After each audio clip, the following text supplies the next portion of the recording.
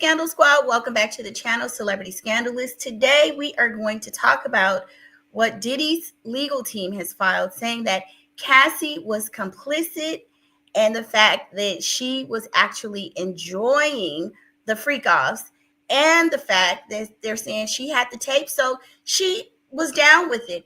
And we're also talking about Barack and Michelle Obama, and the fact that they're saying there's trouble in paradise. So let's get started with the first story. That is going to be Barack and Michelle. And hey, everybody, welcome to the chat. Happy Thursday. I hope you're having a good day. And later, you guys, we're going to be talking about Wendy Williams. I was watching that before I started this, and it broke my heart. I just cannot believe what Wendy is going through. But let's jump into Barack and Michelle. Okay, you guys.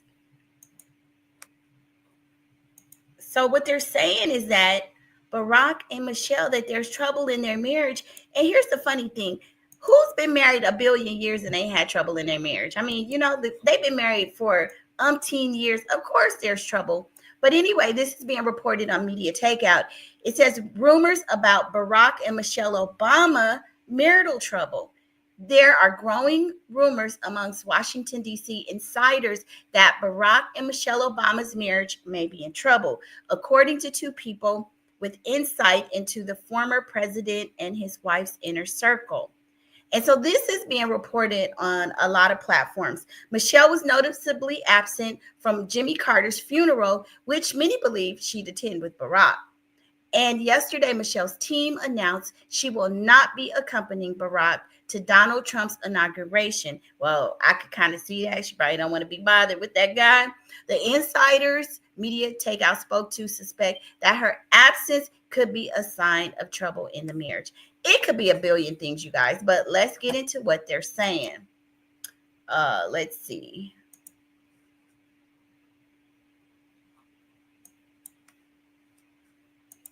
At Donald Trump's inauguration. After the former First Lady and wife to Barack Obama missed Jimmy Carter's funeral on January 7th, a spokesperson for the couple confirms that she will also miss the January 20th inauguration of President-elect Donald Trump. A spokesperson for the couple says in a statement to E! News, quote, "Former President Barack Obama is confirmed to attend the 60th inaugural ceremonies. Former First Lady Michelle Obama will not attend the upcoming inauguration." In addition to Barack, former presidents Bill Clinton and George W. Bush, as well as their spouses Hillary Clinton and Laura Bush, will be in attendance at Donald Trump's January 20th swearing-in ceremony. Their respective representatives told the Associated Press. President Joe Biden confirmed he would attend last month, per Reuters. Michelle's absence comes only a week after she missed Jimmy Carter's memorial, making her the only spouse of a former leader not in attendance. Although the occasion marked the first time every living former president had convened since 2018, Michelle was MIA due to her extending her time in Hawaii, as CNN's Jeff Cellini reported at the time. Despite missing the memorial, Michelle did pay her respects to former President Carter, who died on December 29th at age 100.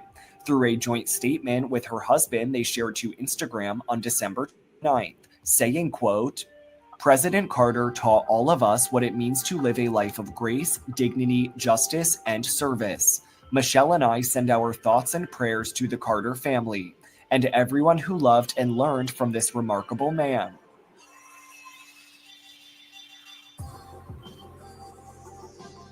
Yeah, that is a pretty big deal. The fact that Michelle is not attending, all of the other spouses were there. And we know Michelle has been a ride or die for Barack, but she's always been by his side. It's almost like it's your responsibility, even though he's no longer, president. Like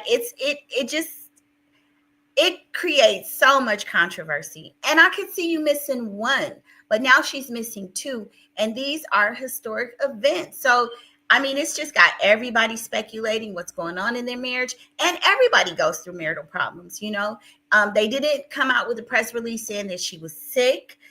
They didn't give an excuse or anything. We know Michelle is a sister. When we tired, we be like middle finger up, okay? But it's still just the fact that, you guys are one of the first Black couples to be in the White House. It just creates so much buzz, so much speculation. I don't know what's going on, but hell, again, after that many years of marriage, who ain't having marital problems? And here's some more. There are more videos talking about the fact that there were issues in their marriage that people were stating maybe like months ago. And a wife's lingering resentment. Michelle and Barack Obama made Let me start that over. different personalities, heated arguments, and a wife's lingering resentment. Michelle and Barack Obama may seem like the perfect couple, but there's a lot about their marriage that's pretty troubling. Michelle and Barack Obama's relationship hasn't always been what it seems. In fact, Michelle once admitted in an interview that there was a time she couldn't stand Barack. She told Revolt, "People think I'm being catty by saying this. It's like there were 10 years when I couldn't stand my husband." She explained that very few people actually talk about how hard marriage really is, adding that young people often give up real quick because they're under the impression that it's supposed to be easy. She emphasized that being madly in love with your partner doesn't mean rough days won't come, and when they do, you need to work through it and not give up. Michelle said, "Bringing two lives together, Hard. it is one of the hardest things to do." Possible. Michelle doesn't want people idolizing her relationship with Barack because it's nowhere near as perfect as the pictures on the internet would have you believe. They have arguments just like any other couple. The only difference is that they're both lawyers, which means they can each argue their point like they're in court. So sometimes they both get a little carried away. Michelle said on an episode of Michelle Obama, The Light podcast, "Sometimes we can feel ourselves just lawyering ourselves to death. We both like to win. I know that we've had to learn how to argue differently because I hit fast and hard, and then I forget it's like, oh, did that cut you deeply?" She explained that when it comes to arguments, Barack is much more sensitive to what's being said than she is, and her hurtful words would often stay with him. This has made the couple rethink how they approach disagreements. I like the fact that she's being honest about how difficult marriage is, because I feel like a lot of young people, they see these couples on television and what they're seeing is a curated image. This is not reality. But then again, there's only so much you can share, because then it starts to have people tear at your marriage and talk about the bad parts, which I think should be private. And for Michelle, it meant thinking before she speaks. On her podcast, the former First Lady admitted that her and Barack's argumentative styles differ vastly when they get into a fight. She said, "Barack wants to talk rationally, and I'm like, rational? Don't come to me with sense. I'm angry. Don't come to me with your 3 bullet points. You better get out of here and let me cool down." When Michelle first met Barack, she immediately knew he was a force to be reckoned with. This meant she had to be able to hold her own or risk getting completely swept up in his dreams and aspirations. Michelle said in her Netflix documentary, Becoming, "I knew he was a tsunami coming after me, and if I didn't get my act together, I would be swept up. I didn't want to just be an appendage to his dreams, so that forced me to work and think and make decisions like leaving law." But once she became a mother, things changed drastically for Michelle, and her children became her first priority. Michelle said in the doc that she had to give up her aspirations and dreams. She also made it clear that Barack never asked her to give up any of it, but that she felt she couldn't balance everything at once. It felt like I can't do all of this, so I have to tone down my aspirations. I have to dial it back.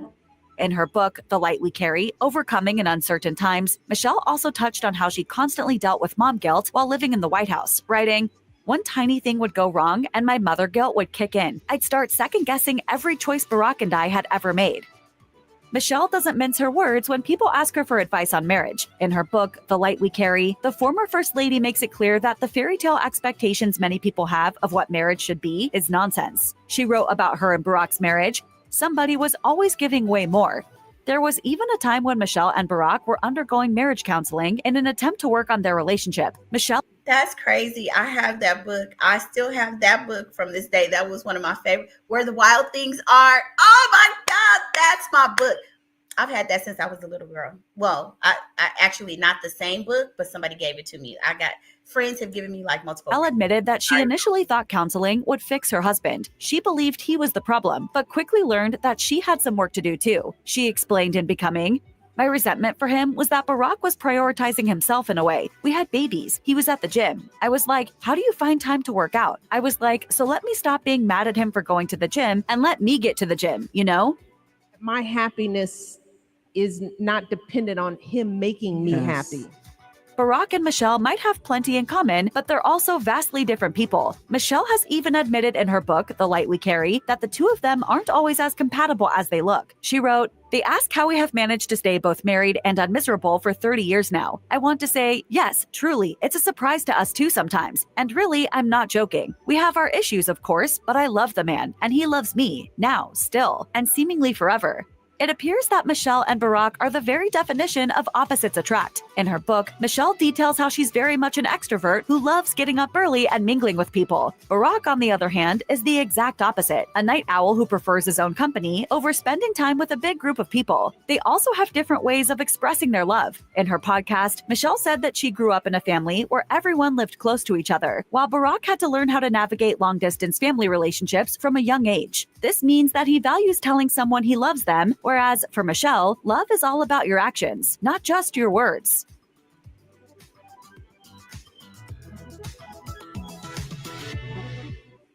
So there you have it, guys. I mean, it looks like there is trouble in paradise. Michelle Obama will not be in attendance at Donald Trump's inauguration.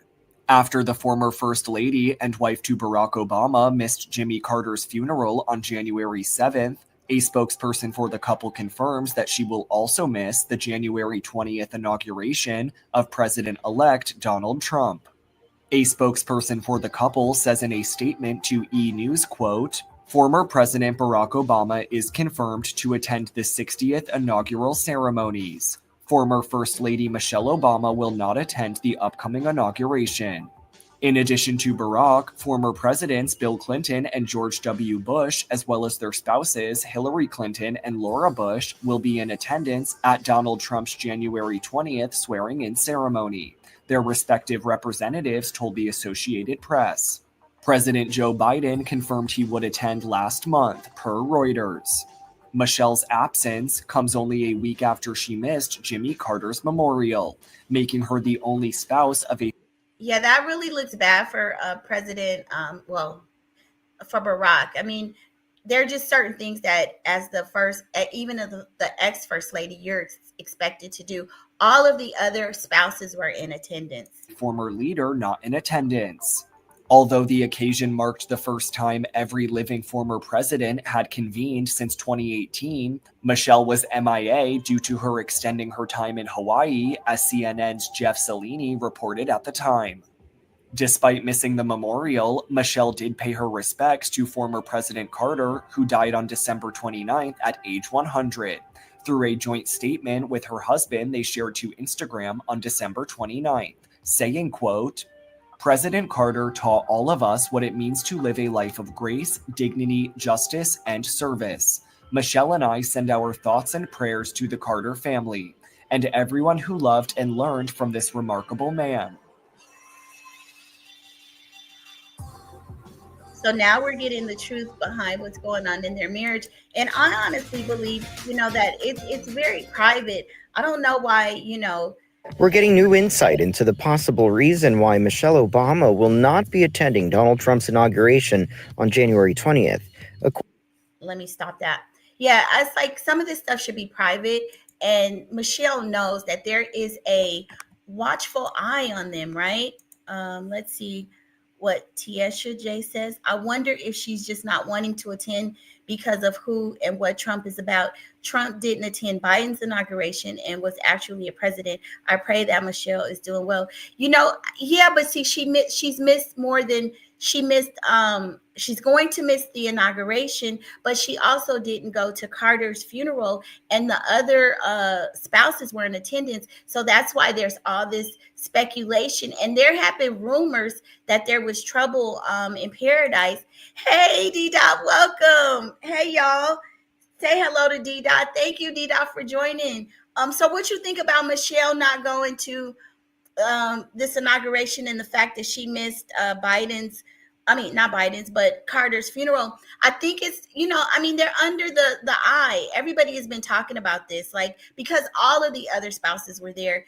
They didn't, of course, they're married. She doesn't have to attend, but they didn't even give and a reason, like they didn't say, well, Michelle is sick. She was in Hawaii. It's like they're saying she didn't want to leave her vacation. So I think that's why there's a lot of media attention surrounding this now, and with the inauguration, I understand what you're saying in terms of Trump, because I could see her not wanting to be there either.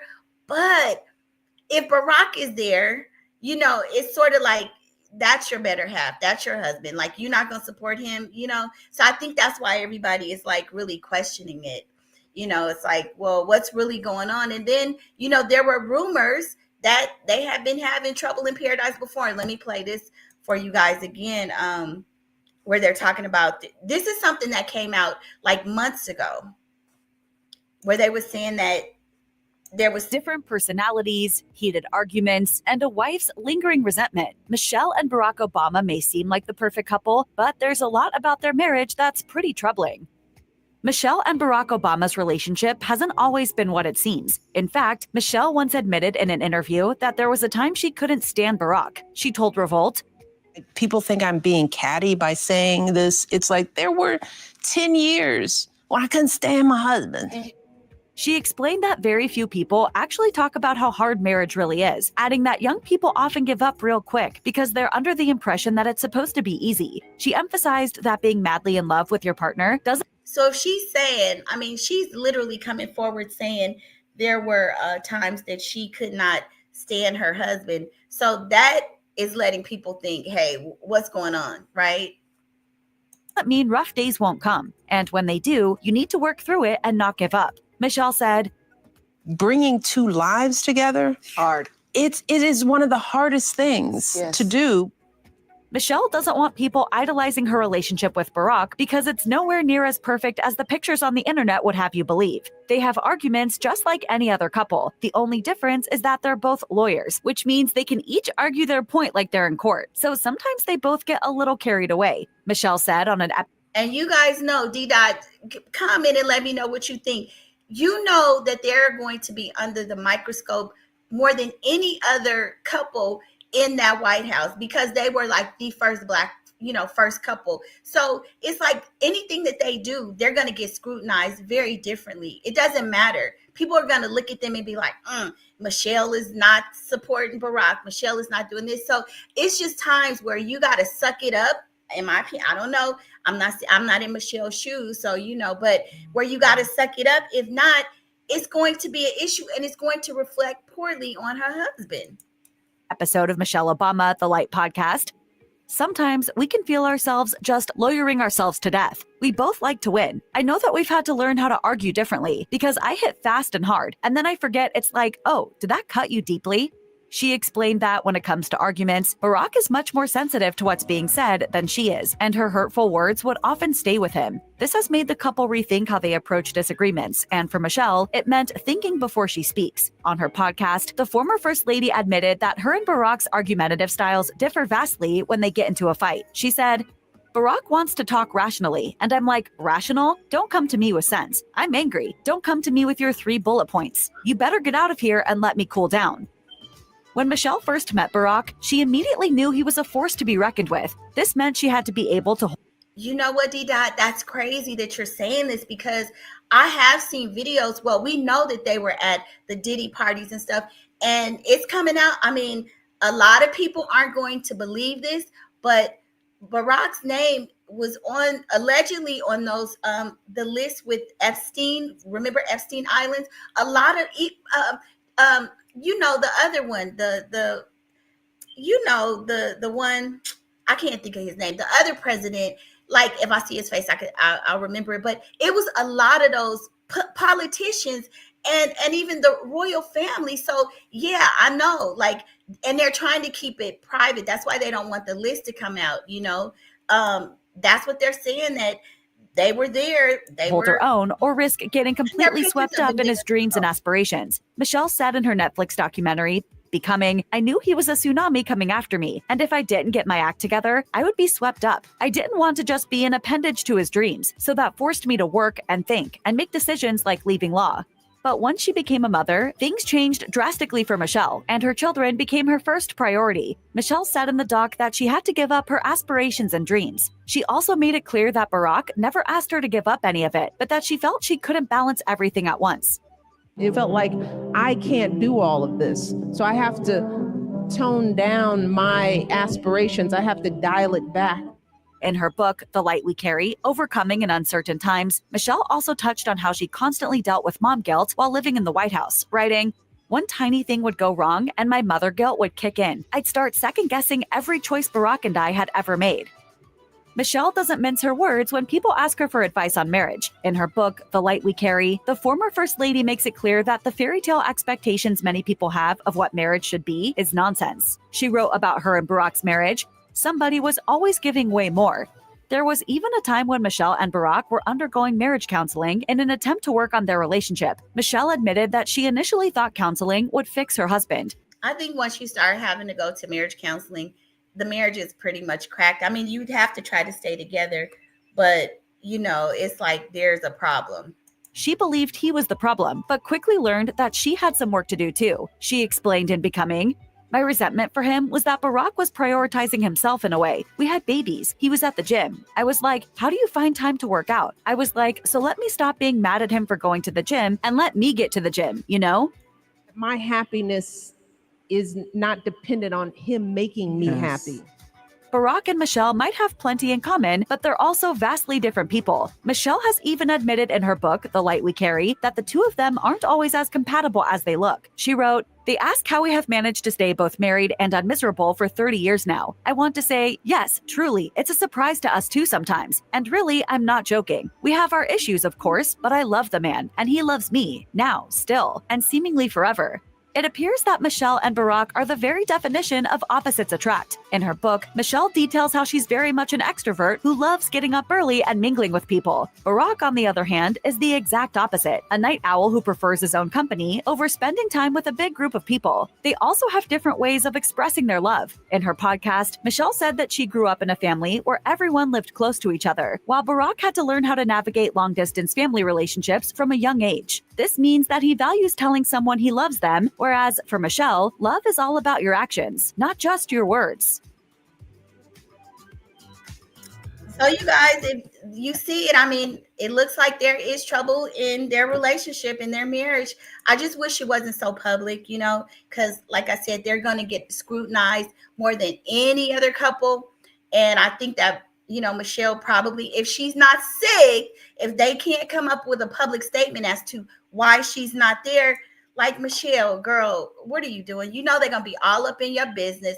They're going to be talking about this. They talking about y'all at the, like D-Dot said, at the Diddy freak-offs. You need to get your butt to the inauguration and be by your husband. You know what I'm saying? I mean, that's just me. But y'all, let's get into this Cassie stuff. And let's get into the Diddy situation and the fact that Diddy's attorneys, now they have gotten some of the evidence. I don't know if they're fully in the discovery phase, but they have gotten some evidence about these videos, these allegations against him and these freak offs and everything. And Diddy is not trying to lay down. Diddy has said, oh, hell no. She participated. She liked it. And if y'all have been following my channel from the very beginning, I do believe, we know that Diddy put his hands on Cassie. We know that he was wrong for that. But domestic violence and trafficking is a different thing, right? We know that he's wrong, but I'm saying I feel like Cassie had a hand in some of this as well. D-Dot says, as far as Diddy, he got hit with another law. I know he got hit with another lawsuit. Diddy got about, I think Diddy got about, and y'all, just so y'all don't know, D-Dot, I've met D-Dot on the Lounge's channel, and D-Dot be having all the deets, right? The Lounge be telling him that he needs to start his own channel, and I agree because he be ahead of everything. So yes, I did hear he got hit with another lawsuit. I think D-Dot, how many is it now? Maybe, is it 40 lawsuits? It's a lot. And those are the civil suits, you guys. Those aren't this isn't about the indictment. But the one with the indictment, y'all, let's listen to what Willie D said, because I have always said, see, I think that Cassie made a deal. Well, we know she's talking to the feds, right? But I feel like Cassie may have been complicit. We're not talking about the domestic, stuff that he did. That's definitely he did that, but she participated. She set it up, and regardless as to what we know about went on in their relationship, if you participate in some stuff like that, especially if there were minors involved, you would be complicit and you would be guilty. So she would have to make a deal to say, hey, he forced me to do it. So let's listen to Willie D talk about it, because he talks about the fact that Cassie, let me see, is this the right one? I'm going to share this. I'll talk about this, then I'll show the video. It says, Diddy freak off videos prove his innocence, his defense claims. Well, he's not innocent. I mean, we don't have all the facts of the case, but we know he's not innocent. It says defense attorneys for Sean Diddy Combs claimed in a new court filing on Tuesday that the videos depicting sexual activity between the rapper and his ex-girlfriend Cassie and male workers confirm Mr. Combs is innocent. I don't see how those videos can prove that. I guess they're trying to say if she was moaning and I don't know. I don't know how it proves it. But anyway, because they show activity among consenting adults. Now, to me, that's a problem, because how do you confirm that they're consenting if allegedly, if people are saying you drugged them? Like, I don't see how you can say that they're consenting. They didn't even know allegedly that they were being filmed. But anyway, he goes on to say there are 9 videos of what prosecutors have alleged Combs called freak off. So 9 videos, you guys, described by prosecutors as elaborate and produced performances. So that's crazy. So I guess Diddy is over there filming and doing stuff, and they having like a ORGY. That's what it sounds like. And that the videos are currently available for the defense attorneys to view. They're asking the judge for electronic copies. Now, that kind of threw me off, because if they can see the videos are only going to be in electronic unless they on VHS tapes or something. So I got to understand that. If you guys could clarify that for me, that kind of confused me a little bit. D-Dot is saying exactly. D-Dot is saying that's a lie. Cassie, thank you. Oh my God. Finally. See, everybody's been jumping on my head, on my wig, y'all. Cassie is not totally innocent. I'm not saying that she shouldn't have gotten her money. Thank you, D-Dot. Oh my God. One person on my side, okay? I'm not saying that all of this stuff did not happen to her, but I'm saying you don't be with somebody. I think, ladies and men, y'all know if you dated somebody for a long enough amount of time, okay, because it's in the fine print. Okay. You don't be in situations for a decade, leave, come back, take money, and not have some culpability. I'm just saying, you cannot sit up there and act like, oh, I was just a victim of everything. We all have men. I mean, we all have been in relationships where you make a decision. This guy's a little freaky. I don't know if I want to do that. Or, you know what? I did that. I didn't kind of like it. Let me bounce up out of here. Like, come on, Cassie. 10 years, you set up some of those things. Did you mess with some of those minors too? I'm just saying, did he put his hands on you? He did. That was wrong. But what did you do? I really want to know what you did too. You can't tell me for 10 years, you was just up there did he put a GUN to your head? Come on, Cassie. Let's be real here. So, okay, what I want to share with you guys now is Willie D, because what's going to happen now is, I don't know if Cassie already made a deal, y'all, but y'all know anytime you in a situation like this and you telling on somebody else and you participated, she participated. It's almost, well, how wrong were you? Oh, you know what? Me and my friends, we went to the store and we sold something. That person got all the goods. I got a little bit. Y'all was all doing it together. Y'all all guilty. And if I rat on you, if I tell, then I might get to get a deal so that I won't be going to jail too. So let's listen to Willie D talk about this. Because I like how he's, let me view this tab on StreamYard. This is Willie D. I want to show what he's saying about it. Willie D live. Because he's What's up, saying family? exactly what I feel. Well. What do we have here? Thank you, D. You know, it's about time I do a segment she was called doing with him I too. Told Y'all. She was. Because I told y'all that Cassie was not completely innocent in all of this. Yes, it was heartbreaking to watch Cassie get beat down by Diddy on that video. Absolutely heartbreaking. And Diddy deserved to be punished for that. He did. He does. But for a lot of these other things that they're accusing him of, nah, man, it sounds like a straight up railroad job. Sounds like Diddy is the bad guy because he's a bad guy. Exhibit A. Diddy says the freak off videos the government is trying to use against him actually prove his innocence.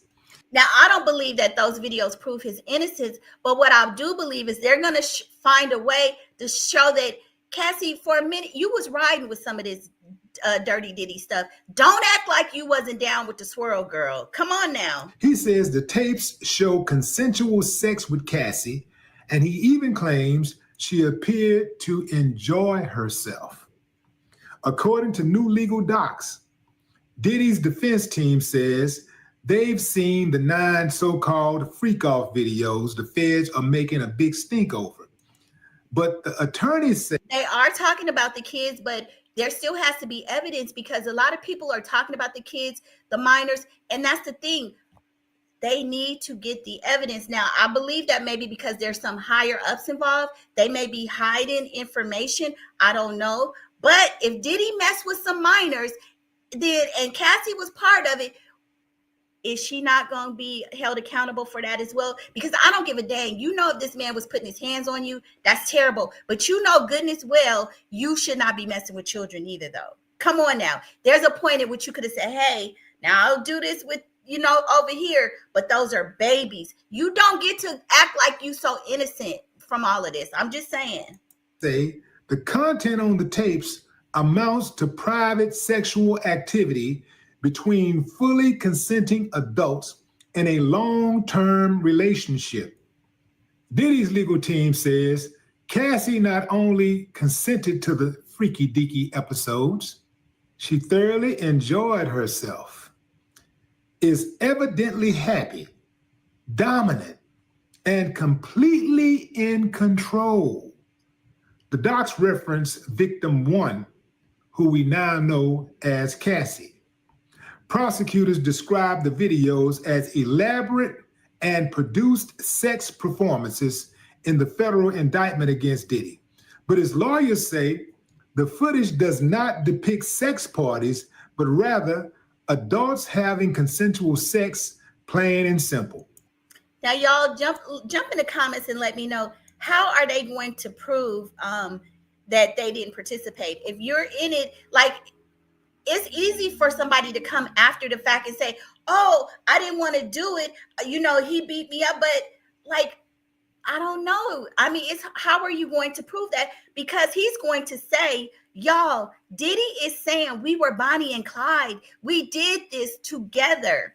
So IX never says when they raided his house and with all them cameras, you don't think they get rib of exposing the kids? That's what I'm saying. We still don't know what all the evidence is. I mean, because here's the thing, IX never. So if you have been following this case with Kim Porter, the white guy, Chris Todd, whatever his name is, he was on the show yesterday, AT2's channel, and he came forward and said that remember that book that they talk about with Kim Porter, and they said something about a minor. He says that they didn't have any videos when they were talking about stuff that Diddy did on videos with minors and on the thumbnails. He came out and admitted he never saw any Diddy on camera with any minors. And then Courtney Burgess said the same thing. He says they couldn't tell whether or not the person in the video was actually of age or not. So some of this stuff has got misconstrued. I'm not saying that they didn't, but now people are backpedaling, and they're not saying that there were literally minors on those tapes. Now that people are being subpoenaed, and now that people have to testify, they are not standing up against the words that they initially came with. So that's one of the problems. D-Dot says in control is the key word. Exactly. Yeah, I think now, and D-Dot, I agree with you there. Like, and how do you determine that? If you're watching a video, how do you know whether or not the person has been, something's been slipped on them? And I guess if you're watching the video, you can see if the person looks spaced out or drugged, but I mean, it sounds like she admitted that she was on DRUGS as well. So did you willingly take, like, it's just going to be a lot. Yeah, it's backtracking. Like, people, D-Dot, the reason they're backtracking, because a lot of people say a whole lot of stuff on the internet, right? You say a whole lot of stuff before you're under penalty of perjury. Now that we have to testify, oh, I swear this is true. Now it's like, well, I don't know. And right?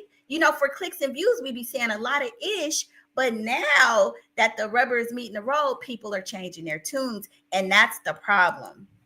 Diddy's attorneys also say the tapes were not secretly recorded, and they pushed back on some of the conspiracy theories surrounding the case, claiming there are no secret cameras, no orgies, no celebrities involved, no underground tunnels, no minors, and not so much as a hint of coercion or violence.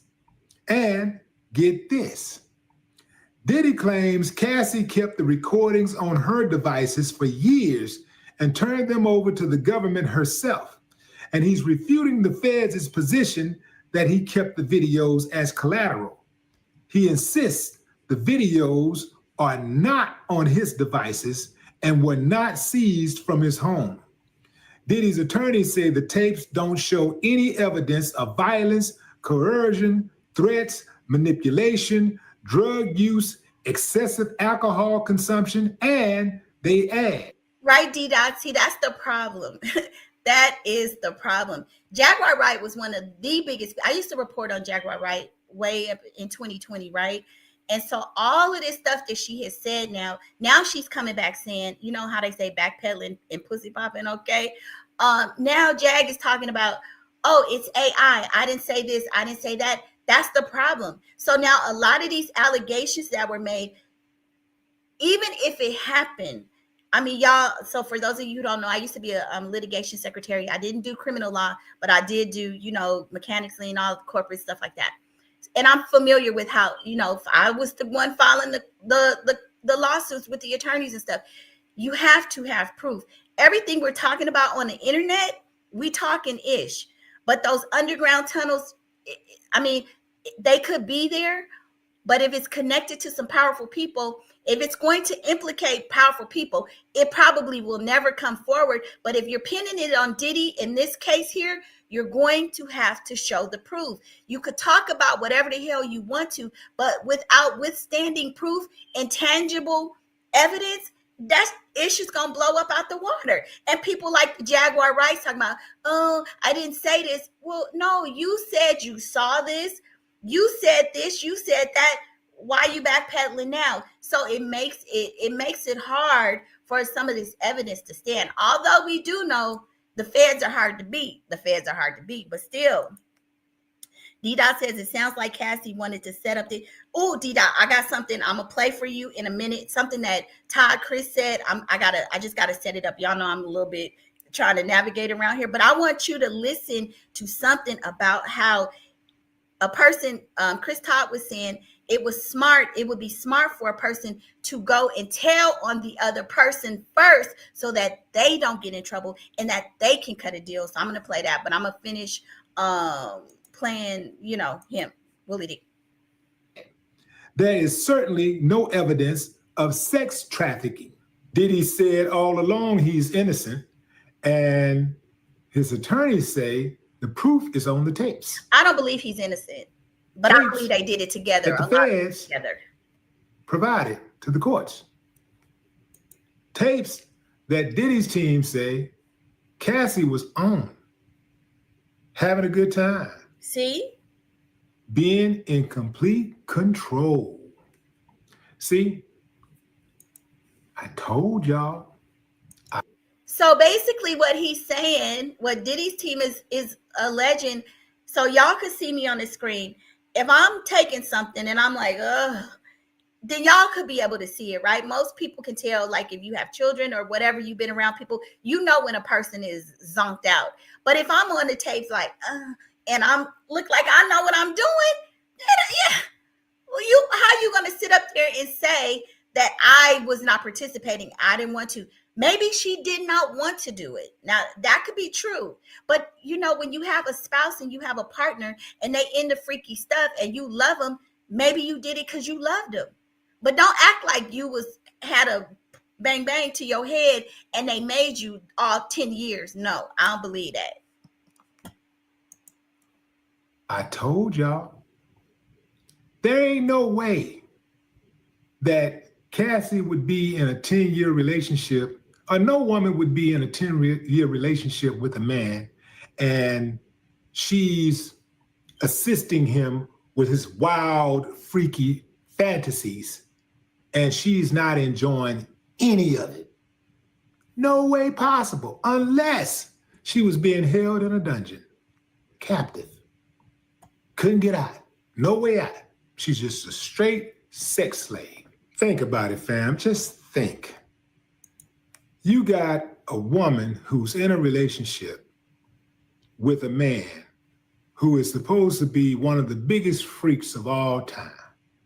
He throws the biggest party. You think they're gonna throw Cassie's well, so you're saying you think okay, so Cassie already got paid for that civil suit, so she already got her money, and it looks like she's based on everybody knows that she's victim one.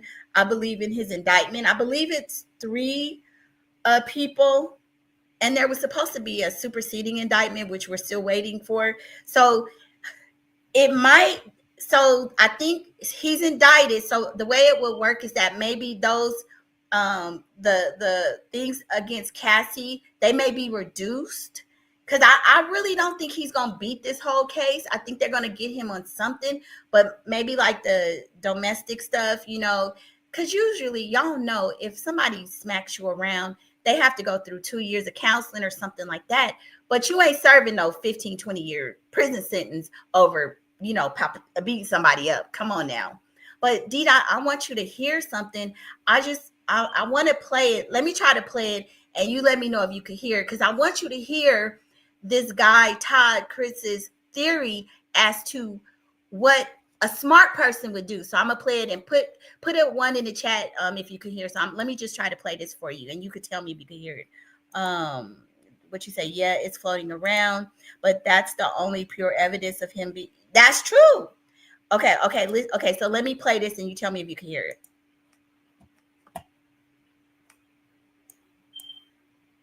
Talk to these celebrities if they were on a tape. Somebody like, I would come forward with it, blur it out, get in front of it, do a press conference, say you were a victim, let Sean take the fall. Because if somebody leaks that stuff behind your back, that's going to be that. Talk to these celebrities if they were on a tape. Somebody like, I would come forward with it, blur it out, get in front of it, do a press conference, say you were a victim, let Sean take the fall. Because if somebody leaks that stuff behind your back, that's going to be that. Okay, D-Dot. So let me go back and see. Did you hear it? You could hear. So could you hear Todd Chris saying, if you were smart, because Todd Chris was saying that he was going to try. He's the white Jamal, the guy who first published the book about Kim Porter.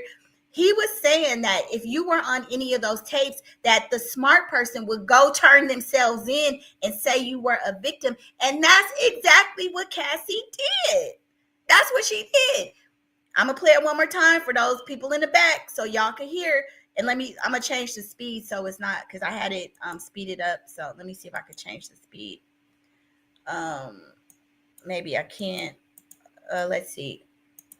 I'm going to make it not so fast so you guys can hear it. Okay, listen to his theory, which to me is what Cassie did. Talk to these celebrities if they were on a tape. Somebody like, I would come forward with it, blur it out, get in front of it, do a press conference, say you were a victim, let Sean take the fall. Because if somebody leaks that stuff behind your back, that's going to be bad. Just to talk to these celebrities, if they were on a tape, somebody like,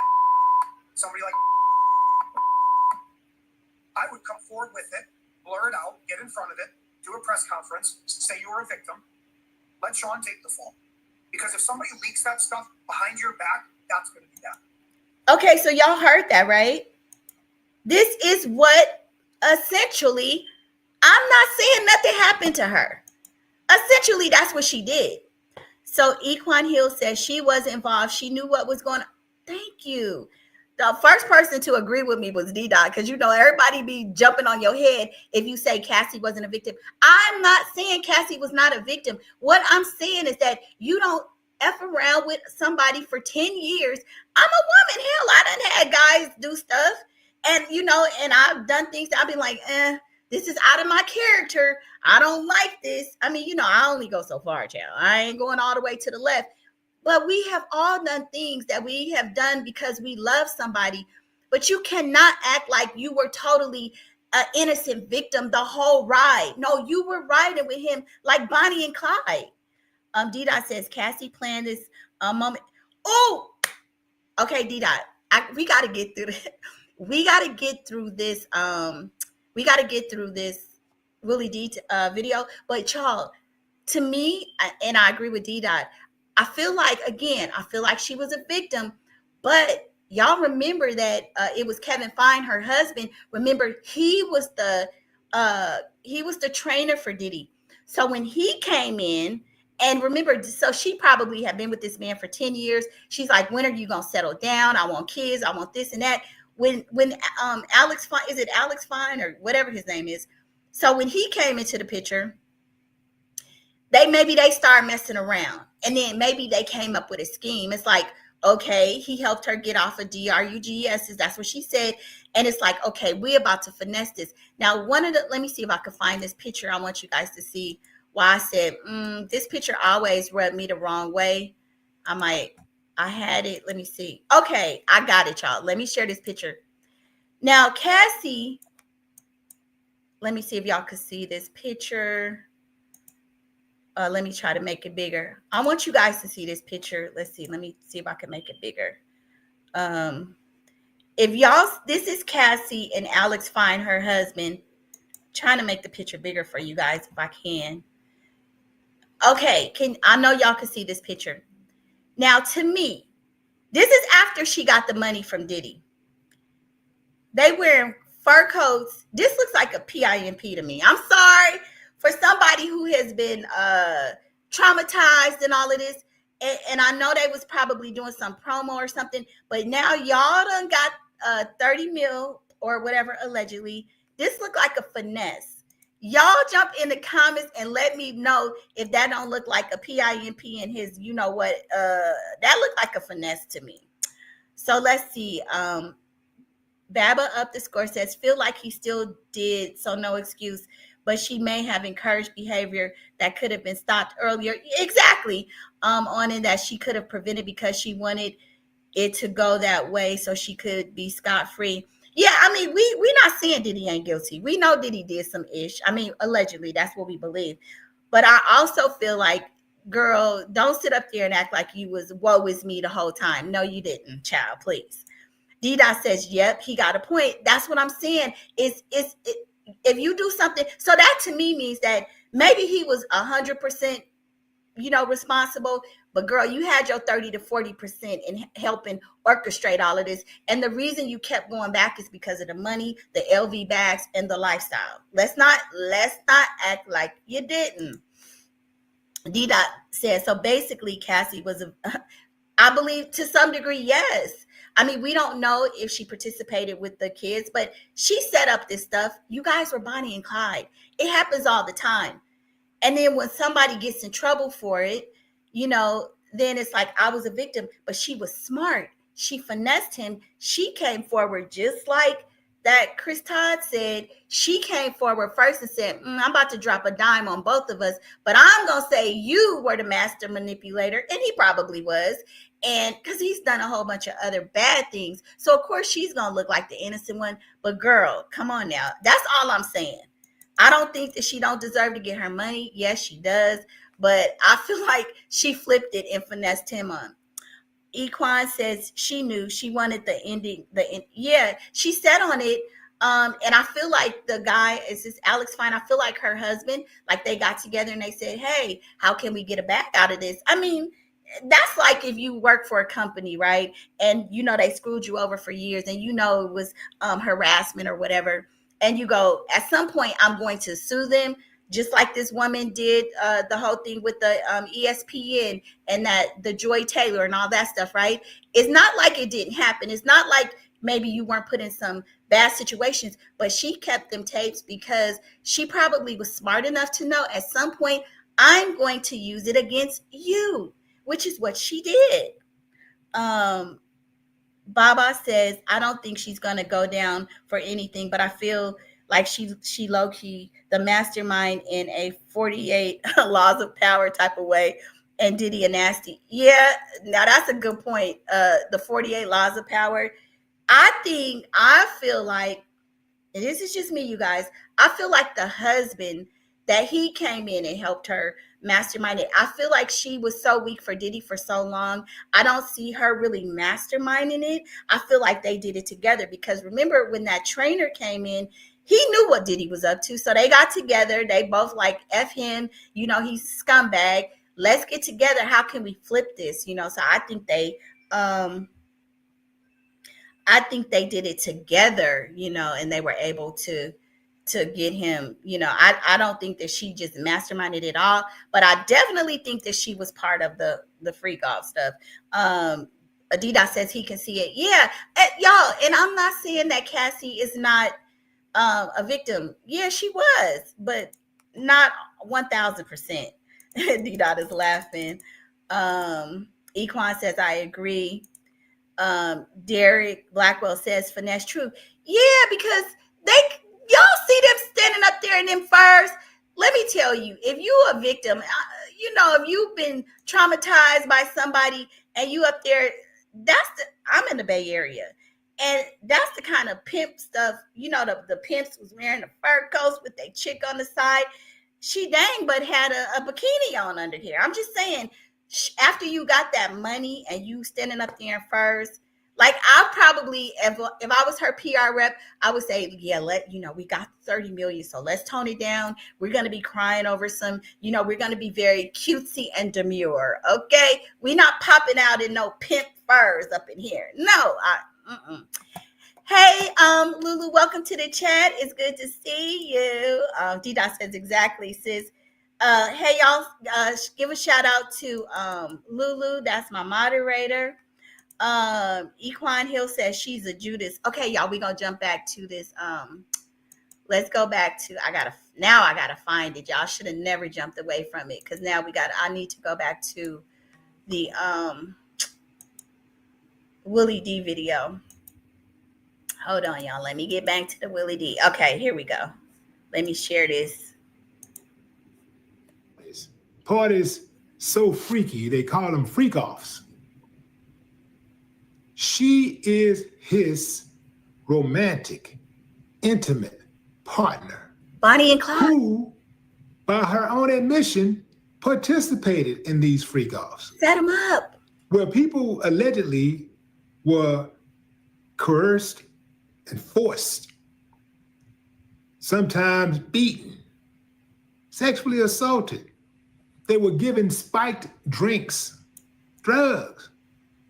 You saying that Cassie didn't know? Because the feds say they coming after anybody who was involved at all, anybody who participated, anybody who aided Mr. Combs. They said they coming for him. Do you really believe they're going to come for Cassie? Or will they renege on their threat? Oh yeah, I absolutely believe Cassie was involved. I absolutely believe that Cassie watched people unknowingly drink spiked drinks. And she took advantage of those people right along with Diddy.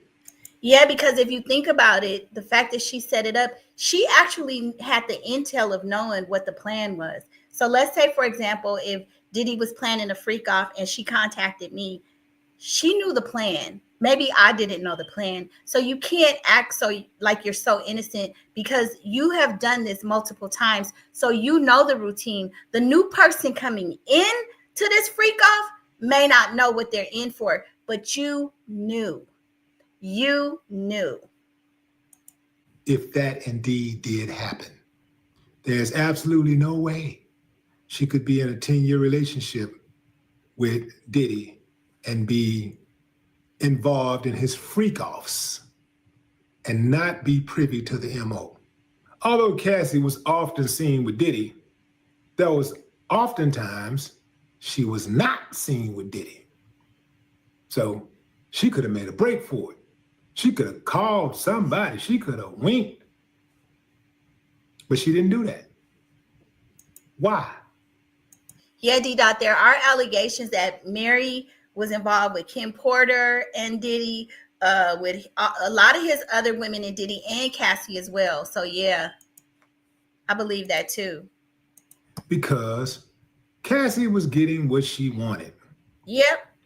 When the money dried up, Cassie was like, I want some revenge now because of the times that he did do me dirty. See, he didn't do me dirty all the time, but for the times he did do me dirty, I want some revenge. I think I deserve some of that money. I deserve some of that lifestyle that I had with him. I put 10 years in. You guys could see, my daughter had pointed it out to me. You can see a scar on her forehead. I don't know if that's something, that maybe Diddy did. I'm just assuming, I don't know. But we know that he did some dirt to her. But Cassie was going along with it until she didn't want to go along with it no more. And then once her lifestyle, because being with that trainer that she married, Diddy was paying both of them. So he didn't have no money. How do we get together? And she was smart, y'all. That was brilliant. Damn, that was brilliant. But she went back for that bag. And look at him going around flaunting his wealth with this chick he just started meeting. These chicks, they just getting action. That's supposed to be me. Even though I've moved on, that's supposed to be me. Hell knows no fury like a woman scorned. Exactly, D-Dot trying to be Bishop Don Juan. That's exactly what, y'all, Bishop Don Juan, for those of you who don't know, he's a famous PIMP. I think he's out of Chicago, but if y'all remember those exploitation movies from back in the 70s or something, where Superfly and all of them, this is exactly how they was dressing with these furs on. I could pull up a video. And Bishop Don Juan, that's exactly, they walking around in furs in the summertime. It's 100 degrees on, but they furred up, sweating bullets, right? That's exactly Bishop Don Juan. Again, fam, he absolutely deserves to be punished for what he did to Cassie on that video when he whooped her at that hotel. But all of this other stuff, fam, it just seems like a money grab to me. All these different grown-ass people coming out of the woodworks talking about they were coerced, they was pressured, they was intimidated, they was scared for their life. Some of them live in different states, talking about how scared they were. So, Carol, I totally agree with you. And I get that some people we know that women stay in bad situations. We all do. We stay in good and bad. We stay in all sorts of things. But when you're talking about a person getting this kind of a lifestyle and then, telling you they participated, I mean, it's hard not to say that to some degree you were complicit. I don't care if you go with the person and rob a bank or something and you're in the car, you are going to be guilty by association. So I think that's what we're seeing. And I don't think we're making we all gonna make assumptions, baby. That's what life is. We are going to look at situations and make assumptions based on the information presented. So yeah, we're going to make some assumptions. We weren't there, but we're going to talk about it. And everybody sees things through a different lens. And I can see Cassie's side to some degree. I didn't say she wasn't a victim, but I'm saying you were complicit too. She says it herself. Anytime you tell me you sat up there and you arrange some of this stuff, and if they were with minors, how much did you do? You know what I'm saying?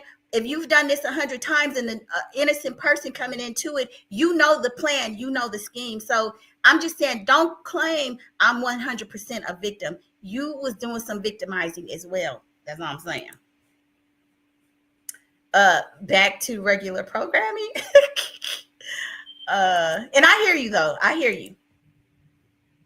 Come on, fam. People ain't scared to start a fight and risk their life. They ain't scared to start swinging on somebody for bumping into them or looking at them crazy. They'll put their whole life on the line. But they scared of a media mogul. They're scared of a music mogul. A dude that's sitting on damn near $1 billion, who got a big name. Well, all they got to do is point and say he did this, he did that, and they can get a check. Get out of here, man. I ain't believing none of that. I don't believe none of it. I do believe that Cassie did enjoy herself in a lot of those freak offs. Now, maybe she wasn't up to it every time. Maybe she wasn't up to it every single time. D-Dot, I'm gonna play her interview as well too. I saw D-Dot before I did this video. I was watching the Wendy, and I almost started crying. I had to stop it because I was watching Wendy back when she was on WBLS, and her son and my daughter are just like almost the same age. So I was watching her. Well, I used to listen to her on the internet, so it just broke my heart. But she sounds good, so I'm happy to hear. So I do want to talk about that too. But Cassie, I do believe, participated to keep her spot. Just like the other women who participated to whatever extent they participated to keep their spot. But what say you, fam? Drop a comment. I'd love to hear your thoughts. No more talk. I just want to be clear, just for people who are maybe just coming in. I'm not saying Cassie is not a victim. So let's not say that. I think anytime you say two things could be true, right? We're not saying that Cassie is not a victim. We're not saying that Diddy is not guilty. We're just saying that Cassie, ma'am, don't sit up here and act like woe is me, like you didn't participate and do some stuff yourself. You got dirt on your hands as well. I think that's the only point that we're making. A lot of us, like, we can see both sides. I can see her being a victim, but I can also see her dealing with some of this because there was a benefit to her. Y'all keep forgetting some of the stuff that Kim Porter's friends are saying, how Cassie treated her when Diddy first got with Cassie, and how dirty she was to Kim Porter, and how she would let Diddy talk bad about Kim and allegedly crawled in the bed and stuff. So you did some dirt too. Maybe not as much. That's all I think we're saying here. Shout out to Lulu. You guys, please hit that like button. Thank you. Please hit the like button. And D-Dot says they need to get Cassie. D-Dot, you know what I think? I think because Cassie came out and kind of blew this case open, she cut a deal with the feds. Like, at this point, nothing's probably going to happen to her. I mean, I don't think it probably would have to be if somebody did a separate case and came forward and not in this indictment, but unless somebody was actually able to come and put some charges on her and say that she did something. But in this instance with Diddy, I think that she probably, I don't know what they call it when you cut a deal, but she probably cut a deal, a side deal or something, to give more information and evidence, because she says she participated, Equan Hill says she knew. Yeah, she knew. Yes, thank you, Lulu, for reminding me. Allegedly. These are all allegedlys because we weren't there, so we don't know. D-Dot says she got it. Equan says she was complicit and she needs to. Oh, Equan, you think she needs to be charged? I don't think she's gonna be charged though, because I think she's going to be able to say, well, he made me do it. I was on DRUG as he kept me medicated, so I didn't know what I was doing, and then she's not the big fish. So I don't think they're going to do nothing to her, I don't. I'm just saying, and I don't feel like, I feel like she was just kind of a bystander, but I do feel like a lot of those people, who were there, y'all just let this stuff happen. Everybody coming forward talking about it now. Y'all saw innocent people being DRUG'd. Y'all saw innocent people being taken advantage of, beat up, and nobody said nothing. As long as they were getting paid, y'all were cool with it. As long as it don't happen to your family, you cool with it. And I'm not that type of person. I done sued a company because I felt it was unfair treatment to women with children. I'm going to stand up and be like, oh, no. So, I have put my job in jeopardy over stuff, so a lot of people just take the payoff and turn a blind eye. I mean, that's what they did. Equine Hill says she turned federal. Okay. That's what I think too, Equine. She turned federal informant to get out of her. Exactly. So she was able, somebody helped her craft this whole thing. I mean, she had her attorney. They did that whole where they said you could buy this story. That's another thing, y'all. Think about it like this. Before we heard about the lawsuit, she had been going to Diddy saying, I'm going to tell I'm going to tell the secrets about us. She had less to lose. Cassie was like, hell, you done destroyed my career. I have nothing to lose, but you got a lot to lose. So if you don't give me this money, I'm going to write this tell-all book, right? If you were really about being a victim, and I'm not saying she's not about being a victim, but if you were really about holding this man accountable, it wouldn't be pay me. It would be I'm filing charges. I'm just saying. And of course she should get her money, but her end goal was to get this money. She did not get, the indictment came after all of this information came out. Y'all also got to remember the feds have been watching Diddy since back in the 1990s with Jimmy Henchman when they asked him, and they've known about him messing with young boys. So none of this is new to them. But finally, they got enough evidence with all this Cassie stuff to come and make a case. Equan says yes. And okay, Lulu says clock that. Okay. D-Dot says me too, girl. Equan is saying word. Lulu is saying happy Wednesday. Okay, y'all. So hey, Chris, good morning. Happy Thursday. So y'all, I'm gonna jump to another video. So we done talked about how we think Cassie, you a victim, girl, but you was ride or dying with it. You was a Bonnie to his Clyde. Okay. Now I want to jump to the crime law and crime video where they talk about Diddy's case, just kind of bring us up to speed what Sidebar is saying about his case. So let me share this. And after we go through this video, maybe not the whole thing, but what Diddy is saying, how this proves he's innocent. I don't think this man is innocent, and I don't see how the tapes are going to prove it, but let's hear what he's saying. Is innocent of his criminal charges. Time to break down this major abundantly clear that they confirm Mr. Combs' innocence and that their full exculpatory value cannot be investigated and used unless they are electronically produced. The 9 videos at issue are the so-called freak-off tapes with victim 1 that the government has repeatedly referenced, causing wild speculation in the media.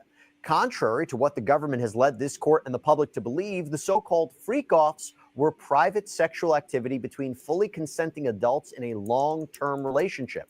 Like many Americans in the privacy of their own bedrooms, they sometimes filmed their sexual activity. These videos unambiguously show that the person alleged in the indictment to be victim 1 not only consented, but thoroughly enjoyed herself. And we believe victim 1 to be Cassie Ventura, Diddy's ex-girlfriend, who first filed that initial sexual assault lawsuit against him back in 2023. But the filing goes on to state, moreover, contrary to innumerable sensationalistic media reports, the videos do not depict sex parties. There are no secret cameras, no orgies, no other celebrities involved, no underground tunnels, no minors, and not so much as a hint of coercion or violence. Far from the government's lurid descriptions, the videos show adults having consensual sex, plain and simple. Now, the fact that he says there were no hidden cameras, like some of this stuff, Cassie can corroborate. And if she's saying that there were cameras, like she has a lot of this information because she lived with Diddy. So the fact that he's denying it, she knows what actually occurred. At bottom, this case is about whether victim one was or was not a willing participant in her private sex life with Mr. Combs. The videos confirm that she plainly was. Now, before we go any further, I need to bring in renowned criminal defense attorney to the stars, Bradford Cohen, who's represented celebrities like Drake, Lil Wayne, Kodak Black. Okay, so happy to have you here. I got to get your thoughts on the defense's description of these tapes. Now, we haven't seen the tapes, but this is the defense's description and characterization of these tapes. Your thoughts? I think it's interesting because, you know, from the very beginning of this case, I was saying, I think that the original tape showing the violence against Cassie, I think the original tape was leaked by her team to show that she is a victim and not a willing participant or a co-defendant. So I've been saying that for a long time. So that's the point right there. That tape that was leaked, they think it was leaked by Cassie to make it look like Diddy was always punching her around and that she was not a willing participant. That was her way to sever her culpability. Yeah, very clever. Maybe you did get, smacked a couple times, but that doesn't mean that you weren't participating in those freak offs. So now you're trying to act like every time I did it, I didn't want to. And here's the proof, because y'all see him snatching me up right here. So this attorney is saying exactly how I think about a lot of this and how legally her strategy of to make it look like she's not guilty as well. Hear this, that, okay, we've seen these 9 videotapes, and these 9 videotapes kind of back up what we've been saying the whole time, that it's consensual sex between adults. It's an interesting thing to say, because I think that the videotapes are going to show that Cassie probably was engaging with another individual. The videotapes are probably going to show that it wasn't a hidden camera, maybe that she was making faces or saying something to the camera that confirms that it wasn't a hidden camera or someone's talking on camera. All those different things definitely help his case. So, Chris, let me play something. D-Dot, earlier I played it for D-Dot. So listen to Todd Chris. Todd Chris is the guy who published that first book, Kim Porter's Diary. So this is what Todd Chris said a smart person would have done. He was trying to help celebrities because remember he had the Kim Porter's Diary. So he was actually reaching out to some of the celebrities to try to get some money, whatever he was trying to do. But listen to what he was saying he would have done if he was one of the celebrities on the tapes, or like a Cassie who participated. Listen. Talk to these celebrities if they were on a tape. Somebody like I would come forward with it, blur it out, get in front of it, do a press conference, say you were a victim, let Sean take the fall. Because if somebody leaks that stuff behind your back, that's going to be bad. Talk to these celebrities if they were on a tape. Somebody like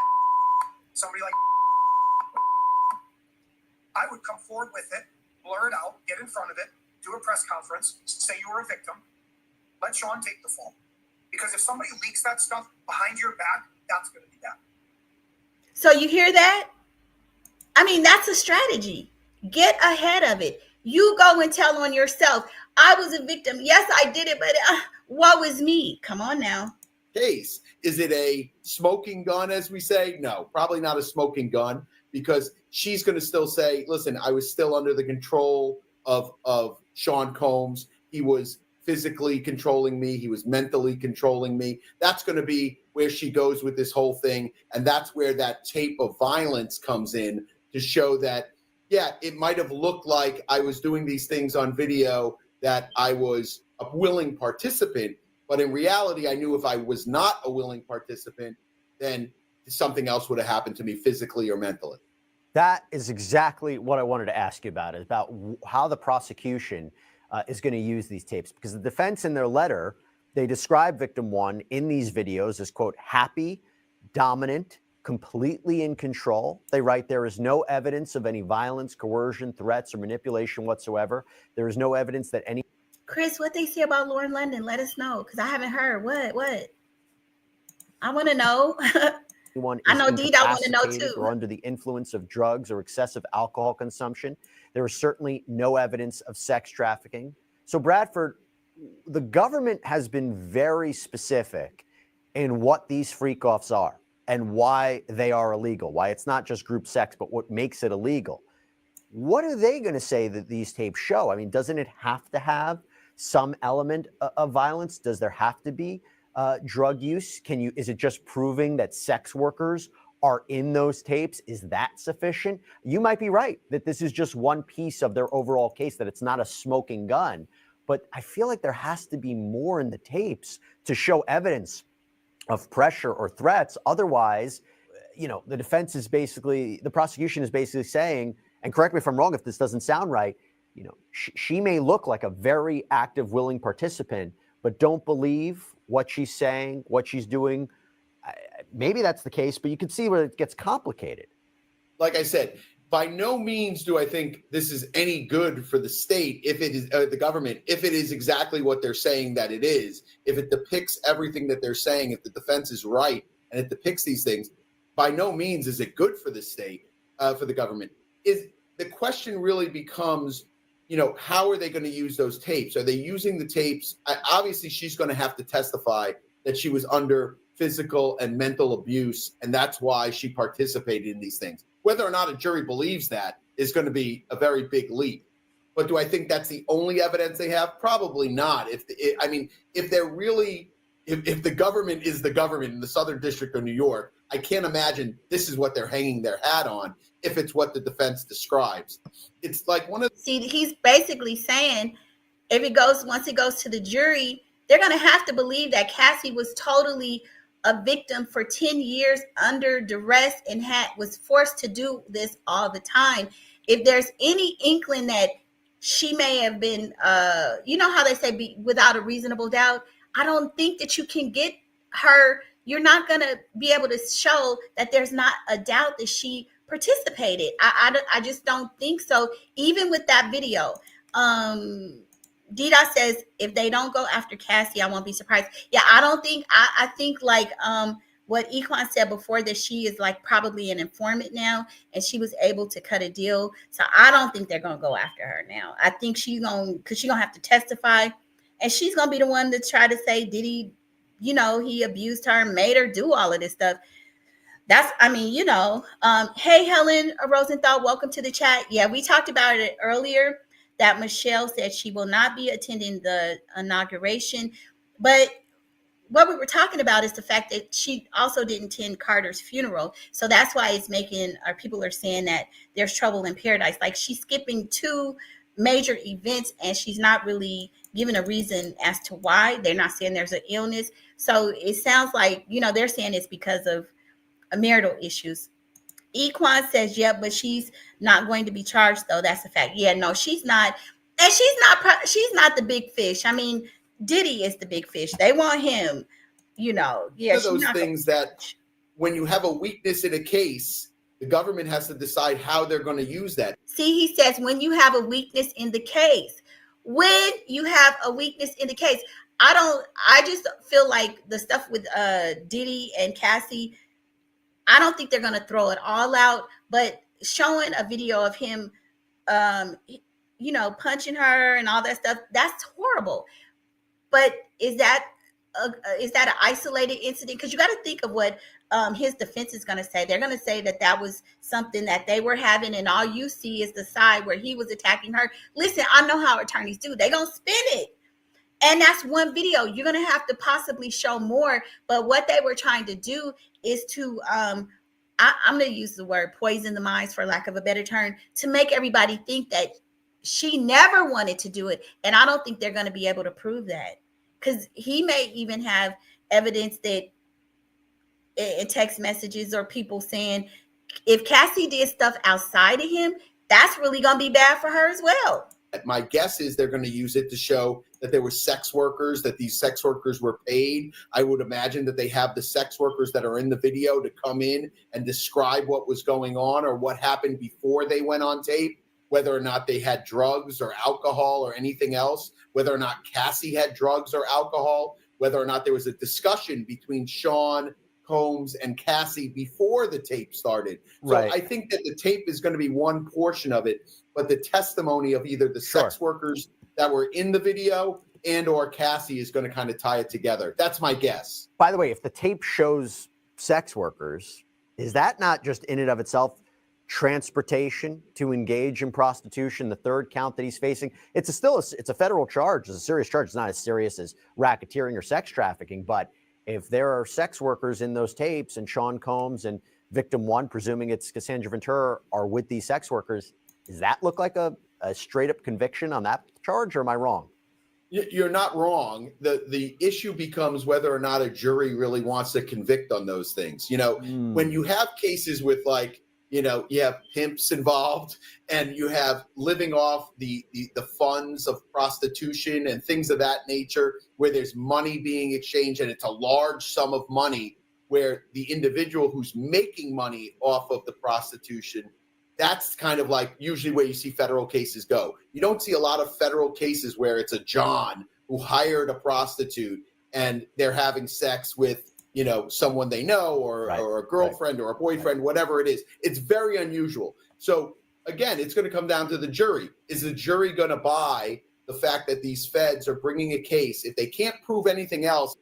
D-Dot, I don't think he's going to get out of it. I think that probably he probably is going to have to do a plea deal. So then there's the indictment and then there's those civil cases. So those are going to be two different things. Now, all the cases with Busby, if Jay-Z is able to impeach the credibility of that witness, that young lady that she says that when she said she was 13, then that's going to hurt a lot of Busby's other cases, which I read yesterday that some of his cases are already in trouble, but we'll probably go and look at that as well. But yeah, I think he's either going to do time or do a plea deal. I don't think he's getting out of all of this. I mean, it's just insurmountable evidence. And their case starts falling apart. Is a jury going to say, well, he paid $2,000 for this guy to come to Miami and have sex with his girlfriend, and the girlfriend was a willing participant?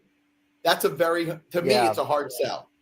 I want to also move on to something else. You talked about the jury. They write in this letter, the premise that freak-offs are inherently dangerous shows that the government seeks to police non-conforming sexual activity, and that it assumes, despite all evidence to the contrary, that a woman's willing participation must have been coerced. So, Equan Hill says, that's a lie. She knew she's trying to get out of prosecution. He put it in bold. Cassie knew. And the defense also says that they reviewed photos that victim one allegedly sent to Sean Combs, and they say it appears to reflect, quote, entirely consensual sexual activity. Bradford, how much of this trial is going to be the jury sitting there going? Whoa, see, I'm just listening to some of this with you guys.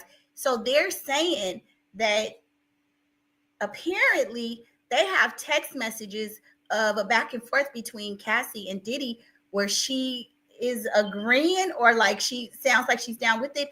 Y'all got to remember when it comes to trials and things like this, they don't have to show 100 times that she did it. They can only show a couple times that she consented to say that she was with it. This sounds like it's going to be hard for them to convince a jury. I'm sorry. It's going to be maybe cut down the middle. Some people are going to be side-eyeing Cassie saying, yeah, she was a victim, but she ain't fully innocent. I don't know. I'm just saying, y'all, it's looking like, based on what we're starting to hear, his defense is fighting back. Through sexually explicit photos and sexually explicit videos and trying to determine whether or not any of this is consensual. I think it's going to be a large part. I think that let me just couple it. Or is it the fact that the tapes exist, right? If Sean Combs had been recording this, that in and of itself shows this kind of, nefarious intent, that he was using it as collateral, as blackmail against victim one if she ever came forward. So how much of it is it going to be them looking at, to see if this is all consensual and what's going on versus, hey, the fact that this stuff exists, that's enough. See, the problem that they have with the fact that this stuff exists, that's enough. What the defense is saying is that all this stuff was taken from Cassie's phone, Cassie's computer. She had a copy of it. So they're going to have to now say, okay, well, we seized his stuff and it was on his computer. It was on his phone. The defense is saying that he didn't have possession of this stuff, that it was all Cassie's possession. So depending on where the video was found, how it was found, if he had a hard drive with all these videos in it, sure, they can say like, oh, he was hanging this over her head or he tried to blackmail her with this. But again, you can't just have just that in itself. You would need texts or phone calls. That's interesting. So now I had heard this before. So now he's saying if Cassie was in possession, then it wasn't necessarily like he was hanging it over her head. They're going to say she had the tapes because she liked watching them and she was a participant. And like Chris Nicole says, yeah, but those big time celebs can't say they are victims. Cassie was an industry chick. Yeah. I mean, they are saying she was a bit of a pass around. D-Dot is saying, right. Equan is saying she planned a victim really good to the tune of $30 million and not getting in trouble behind some of this. D-Dot says Lord London played a part of the Nipsey Hussle. Oh, wait, you're saying Lauren London had a part in Nipsey being unalive? Oh, Lord, y'all, I got to go find out about that. I have never heard. Now, I always thought Lauren was just such a sweetheart. Y'all know I a little bit naive when it comes to some of the girls. If they seem like they're nice, I be believing it, but I ain't never heard that. Equan says, this is women's privilege.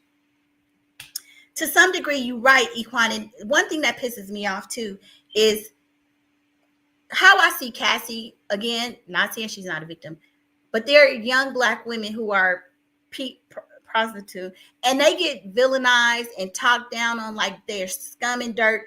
They get beat up, and nobody cares. But Cassie is different. She was a victim. These young girls walking the street that's homeless, mothers done put them out. You see what I'm saying? So it's like, what about that lady with Epstein, Ghislaine? Was she a victim of Epstein? Because she was bringing women to him as well. Like, what is her story? But she behind bars, and she participated. So, yeah, it's a double standard. Is light skin privilege or whatever, because not just what, what I'm saying? It's a whole lot.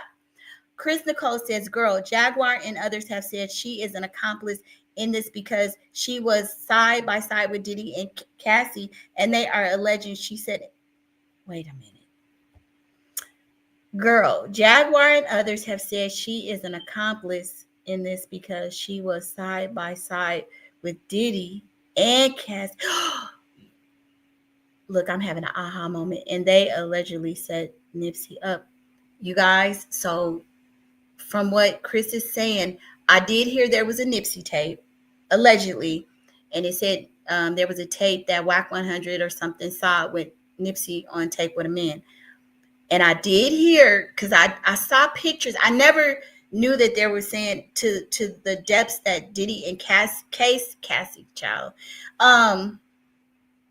were setting things up. But I did see early on, now this was some years ago, where they were showing Cassie, Diddy, and Lauren. And because I believe Cassie and Lauren were friends. So now I got to go back and revisit some of that stuff. This is getting deep, you guys. Shelly says Diddy is done. Yeah, we agree, Shelly. Equan Hill says, yes, the main victim witness of all this. Yeah, she's the one who, we all know that because all of this, Diddy is in this situation because of Cassie's, that lawsuit. But that's Diddy's fault. He knew what the hell he had done. He should have paid her off. He knew what he did. And his attorney, Agnifilio, said that Diddy would not be in the situation he's in right now if he had agreed early on and paid Cassie off. He admitted it. Cassie opened up a can of worms on Diddy's ass. Lulu saying, hey, Helen. shout out to Lulu. Can y'all please get the likes up? And Equan just kips. Equan says she knew, and Shelly is saying everybody knew. Yeah, Shelly, I agree with you on that point too. Hella people knew, because there ain't no party like a Diddy party. Y'all know once you go into a Diddy party, you know, if you don't leave a Diddy party for 3 days later and you have to get an IV, hell, they say his own mother knew. So you're right, Shelly. Yeah, everybody knew. And now people all want to say, oh, it wasn't me. It wasn't me. Equan says Puff travels. She could have just left. But Equan, she did leave. She left and went back. I think that there was one point in the complaint where she went to her mother. I think her mother, they took some pictures and stuff, and she went back. She said, like, he gave her some Louis Vuittons at $50,000 and convinced her to come back. So, I mean, I know it's hard. You know, women stay in abusive situations. But, yeah, you know. Chris says, Equan, I don't think it's easy for her to just leave, even if she did participate. I truly believe he felt he owned her. Yeah, it's a lot of dynamics. You know, it's not one easy answer. Because we have all been in love with somebody and done stuff that, you know, and with the lifestyle, I feel Diddy did feel that he owned her. And also with the lifestyle, it's like you took the gifts and stuff. But I don't believe over the course of 10 years, you could not have gotten away. I mean, and maybe she was just, you know, brainwashed or Stockholm syndrome. It's hard to really say what was going on in her mind, other than we know she participated in some of them free golfs.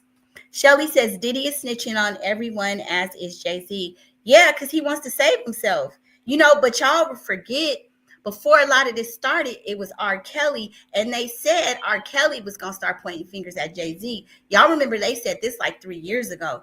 I never suspected Diddy. I had no clue all of this was going on with the Diddy stuff. This was like news to me. I was just as shocked when it came out. I would have thought that, because I was the one saying like 8 months ago, oh, Jay-Z is next. Jay-Z is next. I never even thought of the Diddy.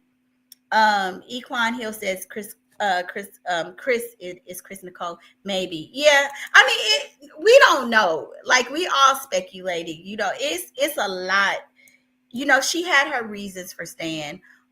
She was definitely a victim, but she's not totally innocent. Chris Nicole, y'all the autocorrect changes it. Lulu says a rich victim. Yep, a rich victim. You pay to be a victim, and some women stay.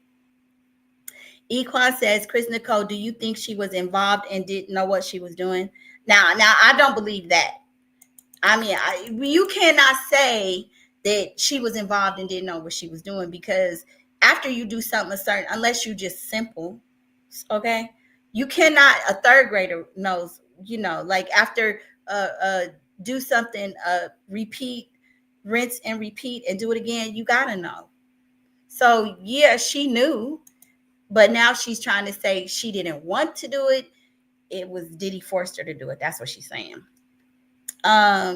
Chris says it's pretty racially ambiguous privilege. It is. It definitely is. And we see it every day, because we see the young girls that are in really tough situations where they walk in the streets, they getting beat up, they getting arrested, they going to jail, and all they called is, you know, and just treated like garbage. But on this situation, this person is coddled and, oh, the victim, you know, the damsel in distress. It's different. Lulu says allegedly. And Chris says, and Diddy was the executive producer of, girl. Chris, you need to do a video about this, because I didn't know none of this. You guys go follow Chris Nicole, go follow her channel. Yeah, that's a story that you are letting me know. I did not even know. Equan says, so she came back though. Yeah, she did. And you know what, Equan, a lot of women do. So, you know, we gonna keep it a buck. You know, I ain't gonna act like a lot of, because women stay with broke men and be getting abused. So she did go back, but I think she has some extra reasons to go back, like some Louis Vuitton, some jet planes, and champagne lifestyle, you know. Dida said it was the lifestyle that made her come back. I do believe that. I mean, yeah. And she probably did love Diddy, but after a while, like all of these freak offs and stuff, I think, maybe a young girl a couple times when you're young, you might do some stuff like that. But if you're loving this man and you want to have a family, that to me seems like it would get old. But Kim Porter put up with it for years too. Equan said it couldn't have been that bad. If you get beat up, I think that's pretty bad now, because I have never been hit. Praise God. Thank you, Jesus. I have been verbally abused. I have been, treated poorly, but not fists and stuff. D-Dot says Jay-Z is in the same boat. He is.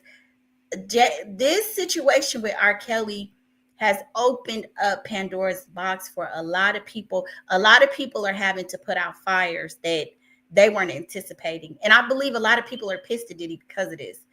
At this point, it's too late, Chris says he could have been blackmailing her too. Who knows? Yeah, she did say that he would say that he was going to come out with the videos. But Chris, the problem with that is going to be from a defense perspective, is they're going to say she had access to the videos. She could have been blackmailing him too. Because when she came out with the book, or told him I'm going to come out with the secrets, that was they call it a catch and kill, but they could blackmail each other. They had dirt on each other. So that if I was his defense attorney, I would say, well, she was kind of blackmailing him too. That's why they stay, they can always, it's always a counter in law. It's who makes the best argument. D-Dot says Jay-Z is in the, okay, yeah, I already said that. Lulu says, please like, share, and subscribe. Please hit that like button, y'all. Oh, okay, Chris, I'll go check it out, and maybe we'll talk about it here and point people to your video. I'll go look at it. Equan says, so she knew what she was doing. Equan is just standing firm on it. She knew. Okay, let me get a little bit more of this, him talking. Calls or emails, something to back that up, where he's threatening her, saying like, hey, if you do this, I'm going to release these tapes, which doesn't sound like it makes any sense, because if they had these tapes, think about this, if the defense had these tapes, or Sean Combs had these tapes, when the tape came out, or when the accusations came out that she was not a willing participant in this sex, you don't think those tapes would have been leaked? He would have gotten in a lot of trouble if he did that, right? Well, before the charges were even filed, when she said, when she first hit him with the civil complaint, and in that civil complaint said she was not a willing participant, she was not involved in these things, all these different kind of accusations in that civil complaint, you would at that point say, what are you talking about? He settled with her the next day. And if you're him, I don't want to release these videos of me, my private sex life. He probably didn't want to. No, but there's a way you could leak it to make sure her version of events was questioned, right? It's just like I said, just like with the video that was leaked, and I think it was leaked with the blessing of the Southern District of New York, because normally when you're an attorney and you're representing a victim in a crime, you don't just release things or leak them. And I don't know for sure. You're talking about the CNN video. You're talking about the CNN video where Cassie Ventura was beaten by Sean Combs. Correct. And the video is horrible. I mean, no one's going to say that. Horrible. And there's no person on the planet that's going to say, oh, there's a redeeming quality in that video. There's something in that video that helps the defense. There's nothing in that video that helps the defense. It is horrible video. And that was the goal, is to, in my opinion, is to show how horrible the video is, how horrible a guy Sean Combs is. And because he's that horrible, we can then believe the next thing is that he forced her to have sex with these prostitutes. So you're right. In the letter, they write, the recordings also directly refute the allegations that Mr. Combs kept these videos as collateral. And again, that refers to the allegation that Combs was keeping these recordings to protect himself against anybody speaking out. But as lawyers say, these recordings were not on Mr. Combs' devices. They were not seized from his homes. Rather, victim one kept those videos on her own device for years, produced them. You can see right there, they done already flipped the script on her. They already saying, you had these videos, ma'am. Why were you keeping these videos? Was he trying to blackmail you, or were you trying to blackmail him? Equan says, let's be real. She had a choice and she chose to stay. Why is she playing victim now? Well, she's playing just like what we played earlier with Chris Todd. I mean, this is good. This is a perfect time for her to come forward because she got that $30 million payday. That was legendary. That was a smart move. I mean, that was smart. I agree. I do not promote that in no way. Yeah, we know. I know. I don't either, but I can see both sides. Um, Lulu says, or maybe she went back because there might have been a threat to her life. Could be.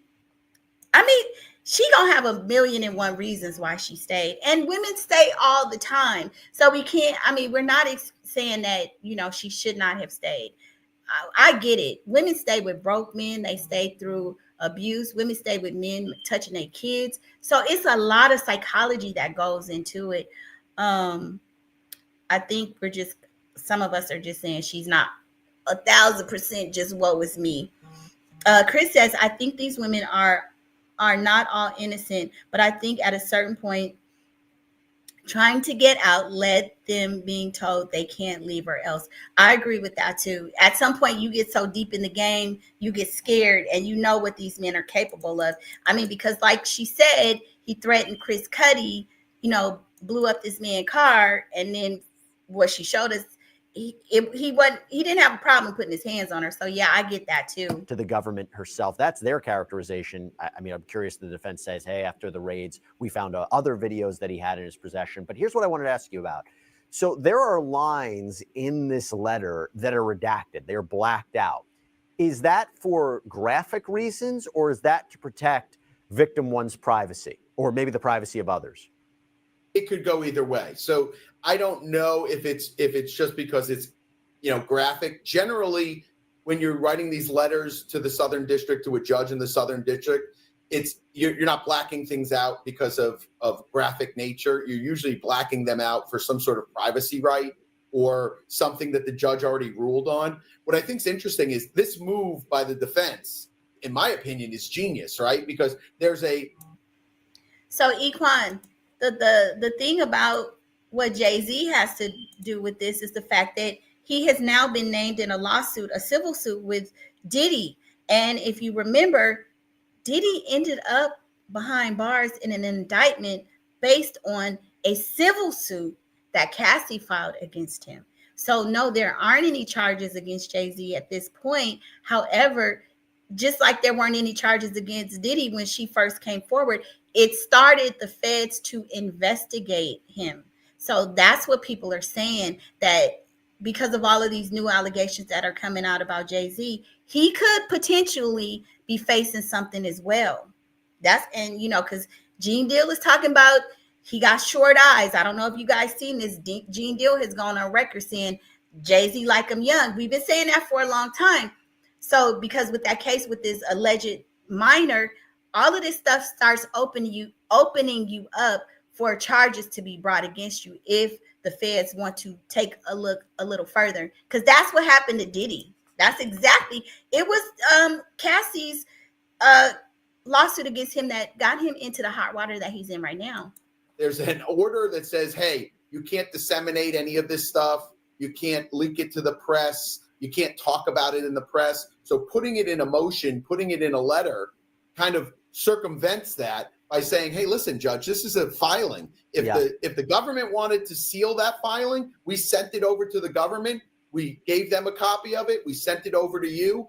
And if there's some sort of issue with that, then they should have moved to seal it right away or called Chambers to say, hey, let's not post this and let's not have this on the record until we have a discussion of what should be redacted. But they didn't do that. Let me just clarify that. So the prosecution, in response, just filed a letter. And they're not directly responding to what the videos do or do not show, or whether or not Sean Combs has a right for these videos to be produced to him. And we haven't even gotten to that argument yet. And it seems like they're going to file a response to that at a later date. But the prosecution argued that this defense letter violated the protective order that was being put in place by the court, that under the protective order, no portion of the videos should have been filed on the public docket without being filed under seal, or without the defense first conferring with the government as to the designation. And they say neither occurred. And instead of conferring in advance or redacting all of the content related to the videos, they say. So Diddy's attorneys were being messy when they violated that protective order. Chris says, Equan, it's not that easy. Grown men was scared to talk about Diddy until he was behind bars. True. They said he has access to allegedly get rid of people and or destroy them. His money, his power. Yeah, that's what they were saying. Is pretty powerful. And Diddy has told people he would make them disappear. Equan he don't give a damn. He's saying she was not forced. Yeah, that's what Equan is standing on that. D-Dot says Beyonce got another sister and has a hidden so-called. What? Beyonce got another sister. Okay. Beyonce does have, I heard about the sister. I think that's Matthew Knowles' younger daughter, the little girl. I heard about her, but I haven't heard about a son. But I did hear about that tape with her and what's that rapper, not Master P, Pimp C or something like that.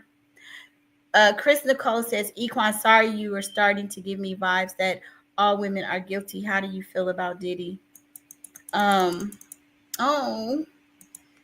Lulu's World says, please subscribe to the channel. D-Dot says she was trying to blackmail him, I'm thinking. So D-Dot, are you talking about Cassie? Because initially when she came out with that lawsuit, a lot of people said that was considered legal blackmail, but then they said, no, it's a catch and kill. But I kind of felt like if you're threatening to expose or, whatever, but I think she also couched it by saying, I'm going to talk about our life and it's going to be more embarrassing for you than for me. Like, I have nothing to lose. You've destroyed my career. So I'm thinking that's how she kind of got away with it. Equan says, I do not blame shame. I feel every woman should have their voice and say what they say. However, I do know that some women play the game for the bag. I'm just saying neutral. Listen, everybody is going to see things through their own lens. And Equan, let me just say this. I have a 24-year-old and I'm very much a hard, what they call it, a tough love type of parent. Don't come up in here with that BS about you the victim. I know we have choices. So I probably, when I look at the Cassie situation, I know women have been in situations that they can't get out of. However, I do know that we deal with things if there's a benefit. I don't know what it is, but all women are not innocent and all women are not victims. And there's a multitude of reasons that people do what they do. And when you put millions of dollars in the mix, it gets ambiguous and it's hard to say what's real and what's not. So I understand. I'm not blaming or shaming her either, but I'm going to say you're not 100% just so innocent in all of this. That's what I'm going to say. And I don't believe there are women that are actually victims. There are young Black women who are on the Ostro that are victims, but they don't get treated the same way. So when you put millions of dollars in champagnes and yachts and island hopping in the mix, it's different. It's a woe is she. You know what I mean? Chris says, exactly, Lulu, or her family's life. And Lulu says, facts, Chris. And Equan says, but something that she was willingly complicit with. And I see both of you guys, both of the sides. It's like, I think that she was complicit and she did participate. But I do see that there was some manipulation. There may have been drugs. There's just a lot. I'm not saying she's not a victim because we see the man putting his paws on her. But I feel like she was, some of the things that you did because you wanted to. You know what I'm saying? And over a 10-year course. I'm looking at the span of time. I don't think that people do things, and that's just my perspective. Yeah, I don't know, because people do a lot. But I'm saying I don't think you're going to get a jury to sit up there and believe that over the course of 10 years that she wasn't willing to do some of this stuff.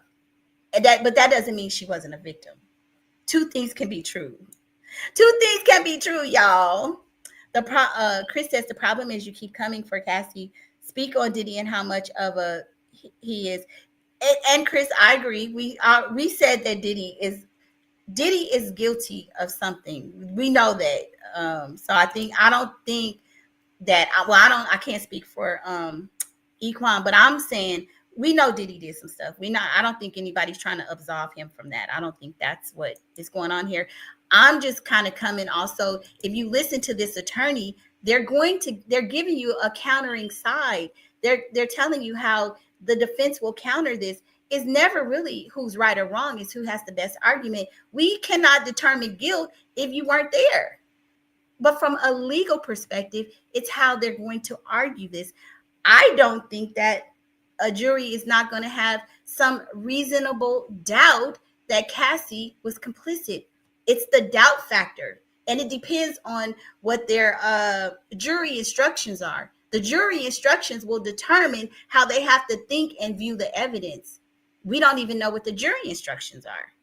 Say that this letter from the defense blatantly violated the protective order because it left unredacted descriptions and characterizations of material that was designated attorney's eyes only. They argue this threatens the privacy of victims. They're asking the court to remove it from the public filing and have it be refiled with redactions. You're saying the prosecution might not have a strong argument there?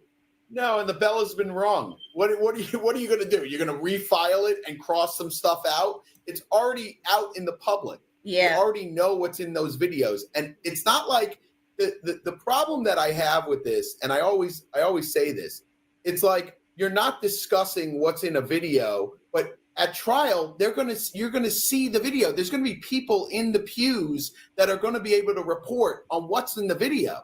So when a court says, yes, we have to redact, we can't file certain things, and to me, that always means you can't file the actual document. You can't file the actual video. I'm not going to give you, a portion of the video where I'm going to attach it to a motion and you have a clickable link. Those things are what I believe the court usually orders. A motion and a order, or a motion and a letter. So D-Dot says the avalanche is going to drop on Jay-Z. Yeah, I think so too. That's coming. I mean, he got all those pending. He got other stuff that's going on too now. Chris Nicole says, I think so too, D-Dot, but will probably take longer for him. You think so? Because remember, there's Rymir, and then this whole thing with Foxy. I don't know how that's going to play out. If she ever comes out and says some stuff, she could even do a Cassie, Chris. I mean, we don't know. Equan says, I do, but she's a federal witness. Yeah, she's safe. Cassie is fine. She got her money. They're not going to do nothing to her at this point. I don't think, because she's turning evidence. D-Dot says, Chris Nicole, I feel like Jay-Z will be locked up. You think this year? Sloan Bella, she be saying stuff, but she said, and I got to go back and look at some of her videos, but I think she said that Jay-Z and Beyonce were going to go abroad. And just like, remember I did that video yesterday? Just like, y'all, Kanye West is over in Tokyo. Jay-Z and Beyonce were over in Tokyo last year. So maybe they don't want to go to Bali like Russell Simmons, but maybe some of these celebrities are starting to say, hey, we going to find another place to live, right? So D-Dot, maybe maybe Jay-Z and Beyonce are going to get residence somewhere else, because if they leave and don't come back, then they can't get locked up. They are so wealthy, they can make their lifestyle equivalent to what it is here. All those other countries are just as beautiful. They have wealthy places. So maybe that's what they're going to do. Equan says the feds did not want Diddy. They came after Diddy because of that contract and the lawsuit. Yeah, that's what a lot of people say too, that it was because of he sued the liquor companies. Chris Nicole said this year, interesting. But I know this is crazy. I mean, all of the stuff with Jay-Z. Chris, what's going to make a difference though is the thing about Jay-Z is going to be this Busby case. There has not, they filed the motion to dismiss, but the other responding side has what I'm saying? They can still respond. So we're still waiting to see what's going to happen. If Jay-Z is able to overcome this one civil suit, then I think he might be safe, maybe. But if Rymir is able to push and get that DNA test and his mom was underage and Jay-Z is the dad, that may open up another can of worms. D-Dot says, you're right. Lulu says, welcome to 2925. Chris, I think maybe you meant 2025. Yeah, okay. Chris says, right. We also saw Cassie trying to leave the hotel and look what happened. I said Cassie is not, 100% innocent, but she's still a victim. Yeah, that's what I said too. She's still a victim. I said that too. She can be a victim and yes. Chris, we said two things could be true at one time, right? And y'all finally that's a heart. Now we all showing love. We all coming back together. We can agree to disagree and still have love. Equan says, I agree. Chris says, indeed, Lulu. And then Lulu says, say it from the back or say it louder, Chris. Hey, y'all. I got Jamil Peterson, Mr. I Am Comedy in the house. Y'all go follow him. He is the king of Gene Deal's kneecaps, which I need a new pair. I told him the other day I want to buy some of those kneecaps because I can't twerk no more. So I want some of those clip-on kneecaps. You guys go follow him and his wife. Her channel. Wait, hold on, y'all. I'm getting hoarse up in here. Her channel is The Lounge. Beautiful couple, beautiful people. Jamil will have you cracking up. I've been following him for years, you guys, in case you didn't know. But he be talking about Gene Deal's kneecaps. Yesterday, y'all got to go to yesterday's video. We had a ball where Jamil uncovered the fact that allegedly, y'all, because some of y'all get in your feelings, that Gene Deal could be Diddy's daddy. He said he could be the stepdaddy or he could be the daddy. So y'all go check him out. Equan says, money should never be the motive for a woman to change her character. But Equan, now let's just be real. Money is the motive for a lot of things. Life is hard. Hell, some women got to get out there and get it the best way they can, especially when they got kids. Lulu is saying a shout out to Jamil. Thank you for joining, Jamil. We appreciate it. Thumbs up, you guys.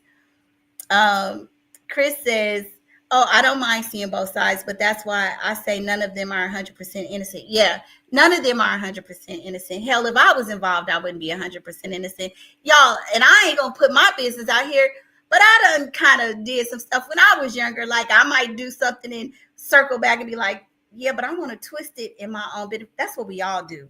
Y'all, let's be real. You ain't nobody 100% diamond on themselves.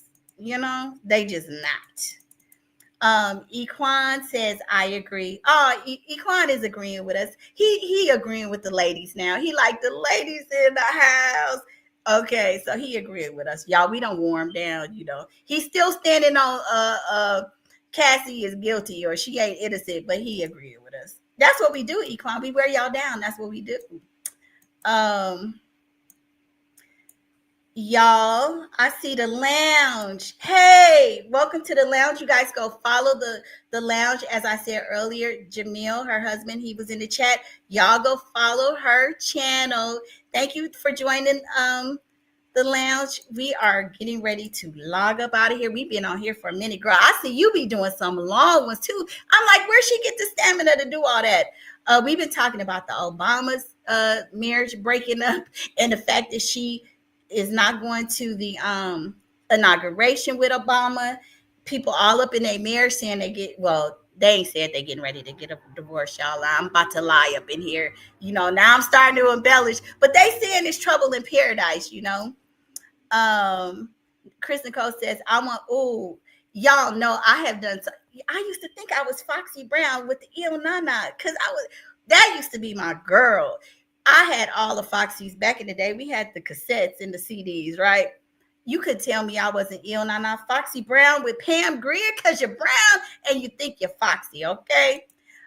D-Dot says, hey, the lounge. Yeah, so y'all, D-Dot, I met D-Dot in the lounges in her chat and stuff. So he's following me now. Now we all family. It's all good. And you guys don't forget to go follow Chris Nicole. Let's see. Y'all, I have not in the lounge is saying, hey D-Dot, hey fam, hey. Y'all, I did 2 hours. Whew, my wig is about to be a little twisted up in this mug, okay? Thank you guys for joining me today. Thank you for the love.